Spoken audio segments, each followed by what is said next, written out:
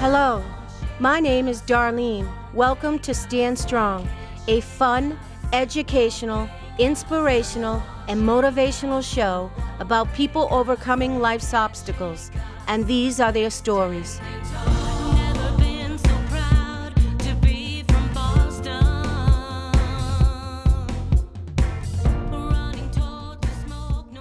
Hello, welcome to Stand Strong. I'm your host, Darlene Luff, and I'm really looking forward to sharing today's episode.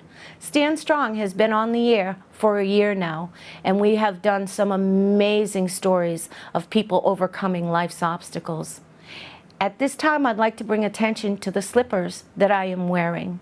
These are the Stand Strong logo, and I'm wearing these slippers in honor of all the amazing people that have come onto the show and shared their amazing journeys, and for all of you at home for your continued support. Today we're going to do a special show. We're going to do a recap on some of the amazing stories. So sit back and enjoy. What age were you when you realized that there was something different and special about you?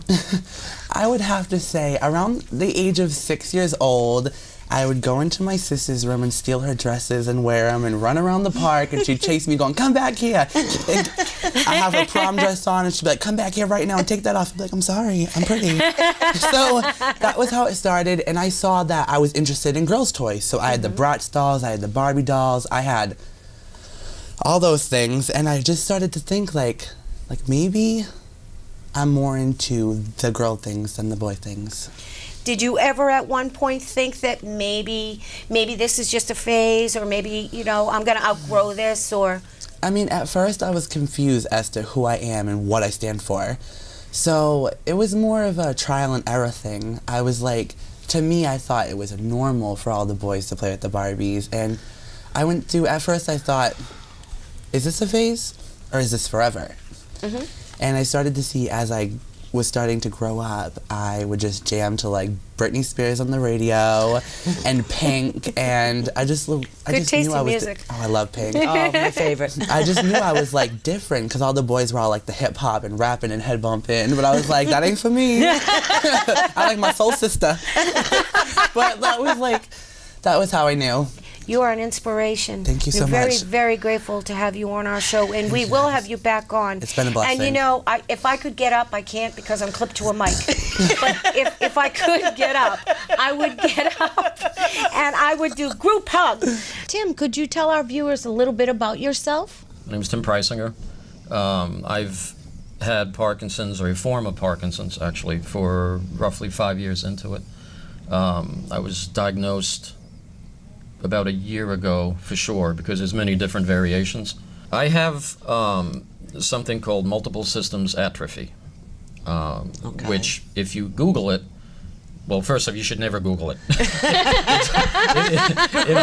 It's horrifying if you actually read about it. Do not self-diagnose, right? Yeah, one of the things my neurologist told me when he gave me the actual diagnosis, he says, now in this real strong Russian accent, don't go home and Google. And it's so true. Googling can get you in a lot of trouble. Don't yes. Google. Because okay, I'll drink to no Googling. No Googling. Do not Google. No. How has it changed your life? How has it affected your life? Well, I mean, it certainly affected me. I can't work anymore, and I was one of the lucky people that loved what I'd done for a living. I loved it. What did you do? I worked on military systems, optics, and things like that. I did the optics package on the Predator drones. And I worked on anti-missile warning systems on the Apache and the Black Hawk helicopters. Wow. But I was handling $10,000, $15,000 lenses. Well, now things tend, to fall out of my hands like pencils. Well, it's not so bad if a pencil hits the ground, but if a $15,000 lens hits the ground, the Army gets really irate, and they have guns. Yeah. So I don't want the Army irate at me. No. Absolutely not, yes. So after a while, it just became impossible, and I tried to tough it out and tough it out and tough it out. So I'm not working anymore, and that bothered me because I did like my job. So she made chicken, peas, and mashed potatoes. Right. Well, she hears me laughing from the kitchen, and she yells out, "What the heck are you laughing at?" And I was like, come here and look at this. Well, it looked like a Three Stooges skit because the days of eating peas with a fork are over. Because I'd scoop them up on the fork, and by the time I got them to my mouth, it looked like green buckshot flying around the room. So I had to kind of flip them into the mashed potatoes because it wouldn't fall out of the mashed potatoes, and the mashed potatoes wouldn't fly out of the fork. So you learn to adapt. Right. Adapt and adjust and overcome. You know, Right. so yeah. So yeah, no more peas and forks anymore. As I had mentioned, today's show, we're going to be touching base on not only child abuse, but sexual child abuse. And Melissa is our guest today, and we thank you very much. You're welcome. And she's going to share her story of surviving sexual abuse. Melissa, could you tell our viewers a little bit about your experience and how old were you when you first started going through it? Well, I don't know what the actual age is because unfortunately most of my childhood isn't there. But You don't remember? no, like I don't remember when it started. I can only remember when it stopped. So yeah, so I can't give you an age of when it started. The person that did do it to me was very close to me. And it might surprise some of you that it was my actual father, my biological father. Oh. So, Dear. yeah. Now, what made you decide to share your story with our viewers and come on our show? Okay, so the biggest thing with surviving sexual abuse, because, and I hate using the word victim because I'm not a victim. I'm I'll an adult. cheers to that. I'm an adult. You are.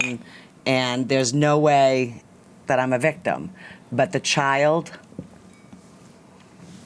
that this happened to many years ago was a victim. Might I say that I admire your strength, and I admire your bravery, and I admire the fact that you want to share your story, and I'm not going to say in hopes because I know it will help many people watching our show today. Yeah. I'm very excited about this venture that we are now taking.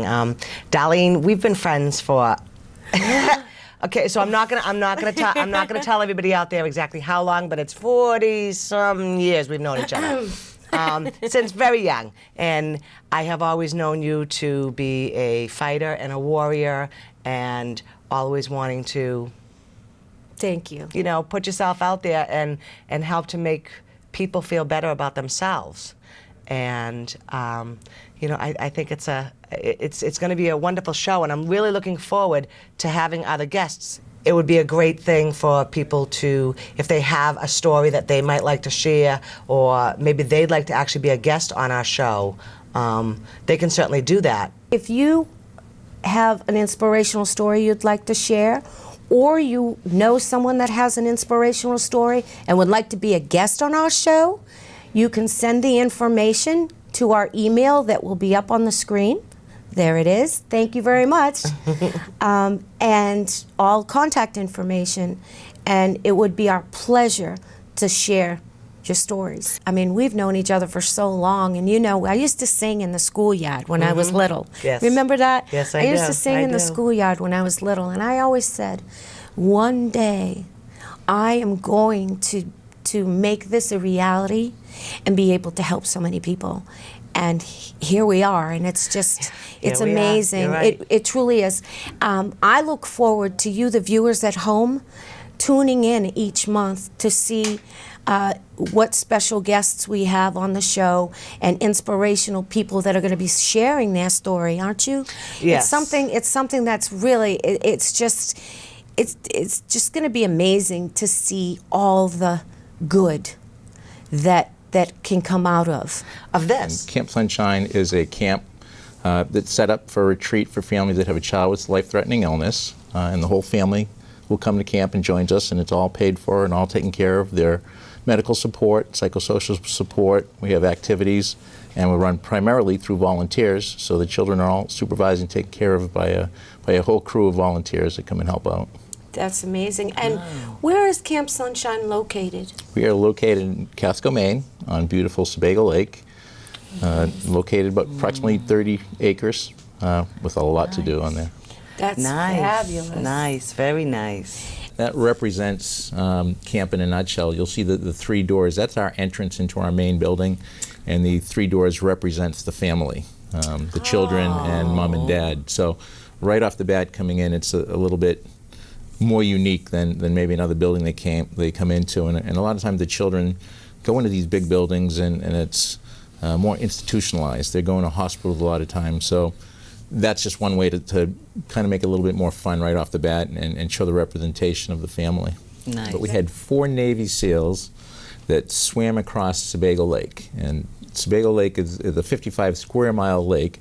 The portion they swam across, they swam 13 miles across the lake to camp to raise money for Camp Sunshine. Wow. Wow. And it gets better. They're coming back again this year. But Oh, nice. last year, for that event itself, they raised over $200,000 for Camp Wow. Oh, that's fabulous. Cheers. Yeah. Cheers. Cheers to that. That is a Cheers. cheers. Cheers to That the is a sales. cheers to the. Thank you very much. That's amazing. Now you said they're coming back. They're coming back this year, July 30th, and as if 13 miles across Sebago Lake wasn't enough, they are going to run down the tallest mountain in the Northeast, Mount Washington. So it's a little over 7-mile downhill, serious? treacherous run downhill. Excuse me. They're my gonna goodness. run. They're going to run down it. I'd trip down and it. roll. They're going to. Yeah, you're that right. That's Yeah.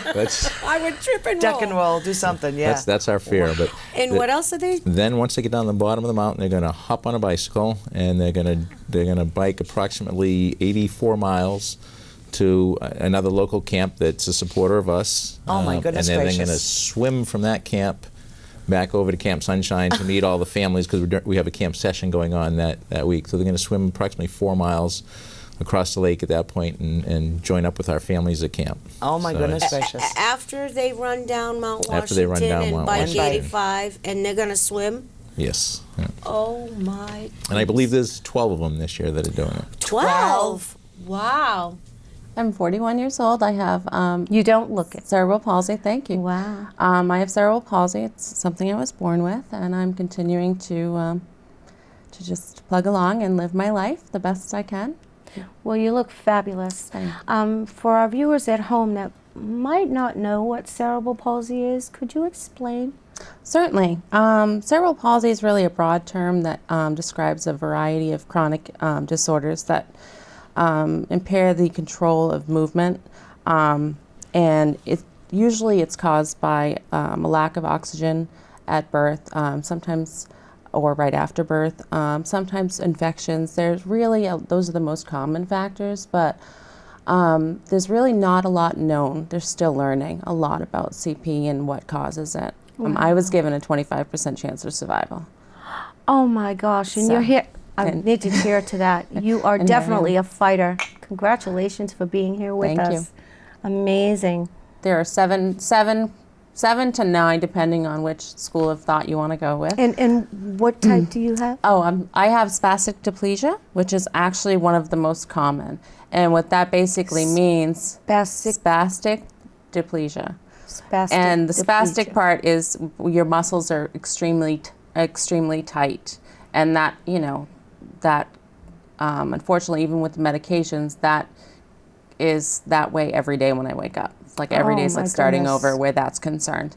The diplegia means that it affects just the lower half, your two legs or the lower half of your body.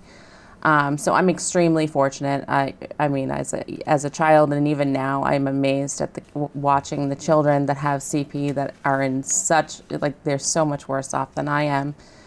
It really humbles me and puts everything in perspective for me that they always have this amazing smile on their face and just this radiance, and it just really kind of puts me in my place a lot of times when I'm feeling bad for myself. So one of my biggest, one of the most helpful things for me as an adult dealing with CP has been, I have a rule for myself, and this rule I made about 10 years ago, I would say.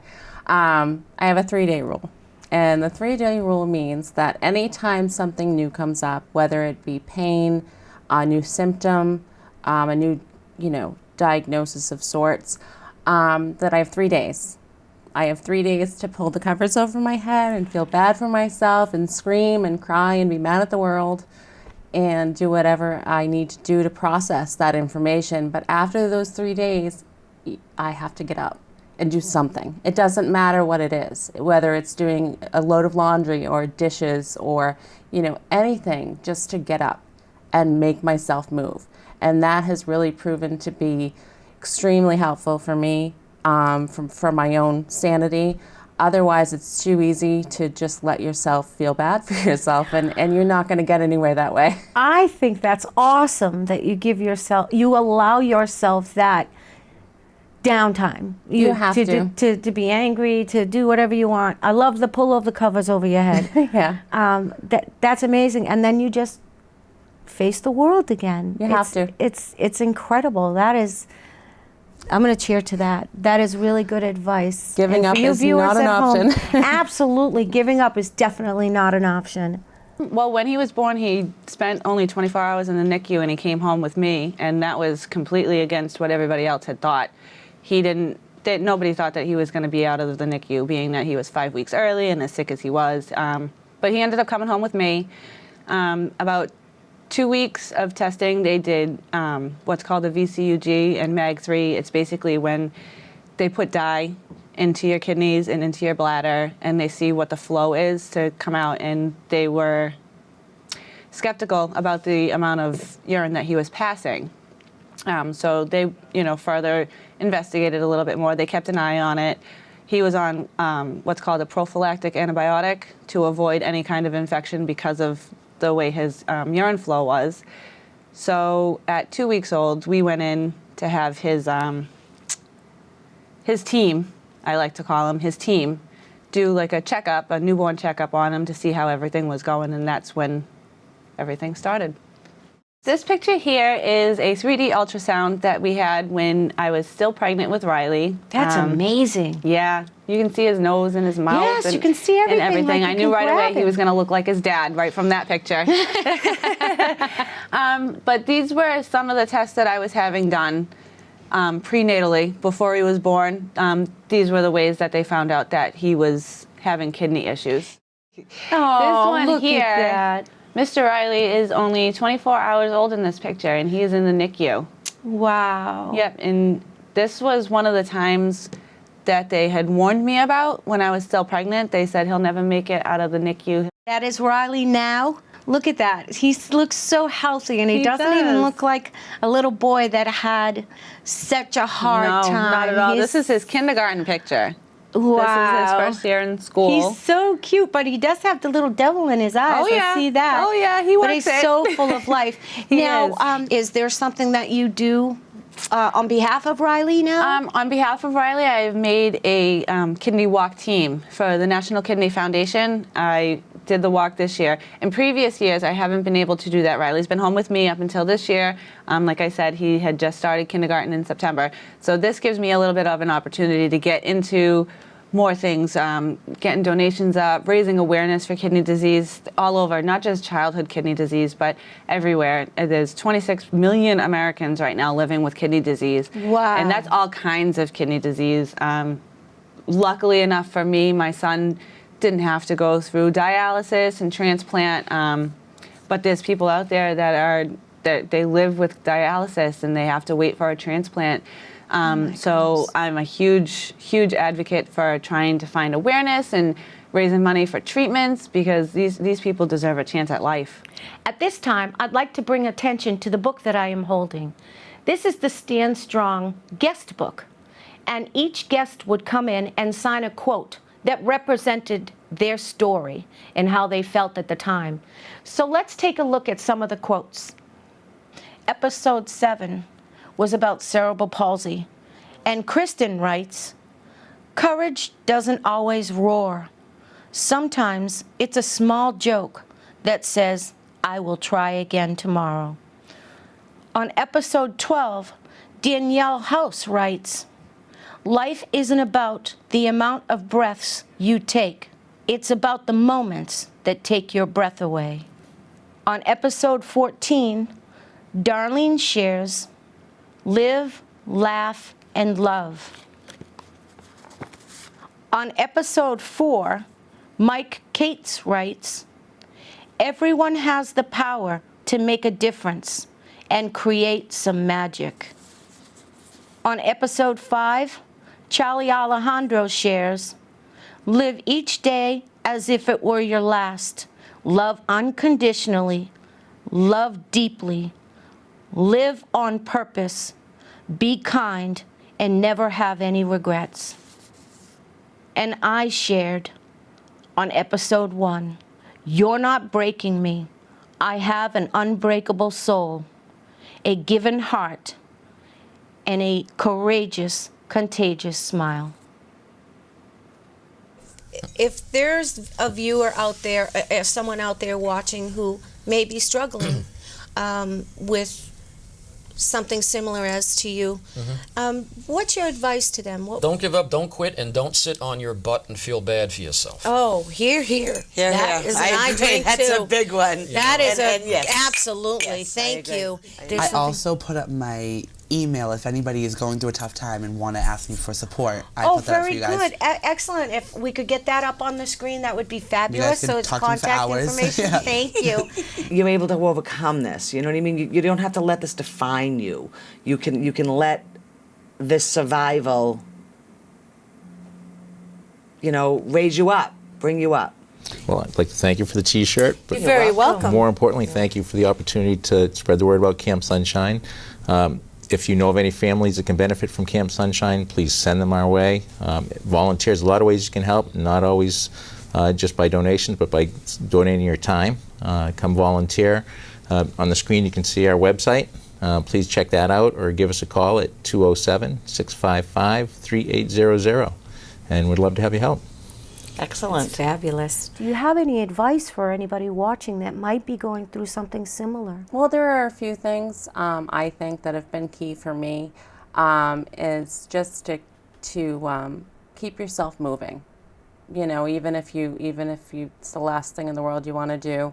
And one of the biggest struggles that I've had to learn how to listen to my body and kind of figure out when to push myself and when to just let myself, kind of kick back and relax and let my body rest. So that's been a difficult, and it's still a learning process. It changes all the time, but definitely just to keep moving as much as you possibly can and just keep going. So you believe in the power of positive thinking? Absolutely. You hear that? The power of positive thinking, you can conquer and achieve anything, correct? Absolutely. I will cheer to that. Absolutely amazing. We hope you enjoyed the recap of all the amazing stories thus far on Stand Strong.